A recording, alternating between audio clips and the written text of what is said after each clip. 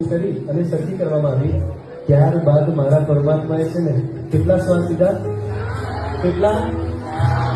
આપણે જેમ શ્વાસ લઈએ ને એમ મારા દાદા આદેશ્વરે ત્યાં શ્વાસ લીધા.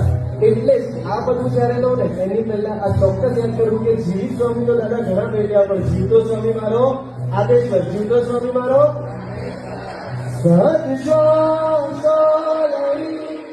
મુરલી